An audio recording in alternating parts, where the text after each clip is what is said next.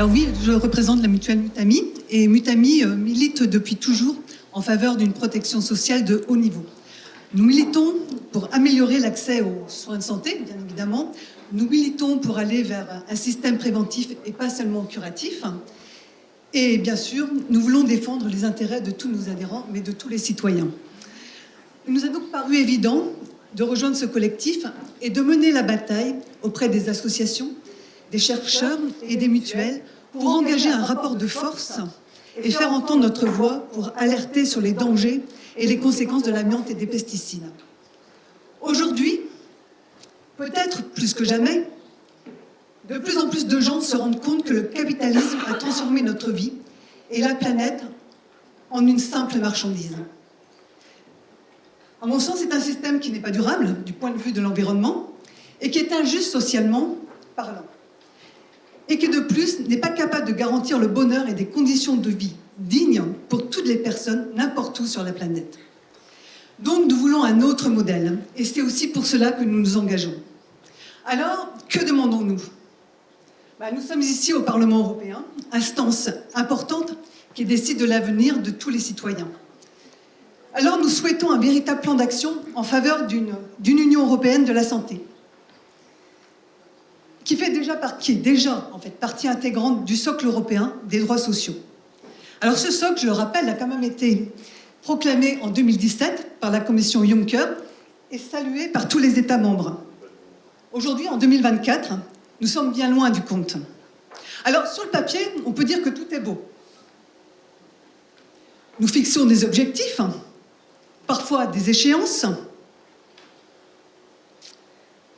que nous ne tenons pas toujours, mais il n'y a jamais d'évaluation. Et ça nous manque énormément. Alors nous demandons un grand souhait, nous demandons la mise en œuvre rapide de ce socle européen des droits sociaux. Il y a eu des avancées, mais pas suffisamment. Alors nous voulons également une Europe écologique qui améliore le quotidien de toutes et tous.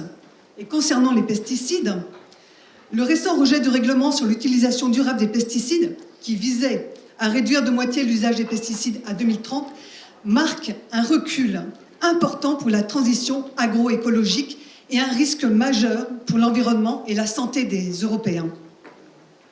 Plus d'un tiers des masses d'eau sont contaminées par les pesticides selon l'Agence européenne pour l'environnement.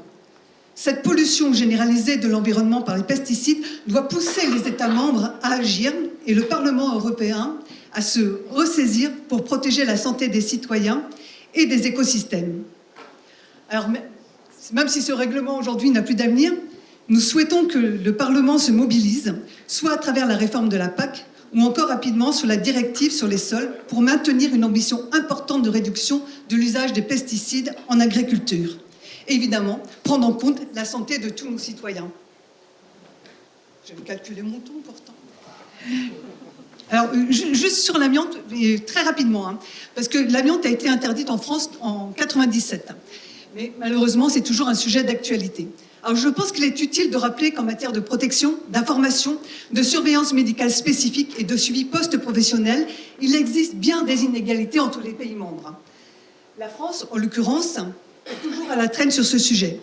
La réglementation aujourd'hui n'est pas du tout ou très peu suivie en la matière.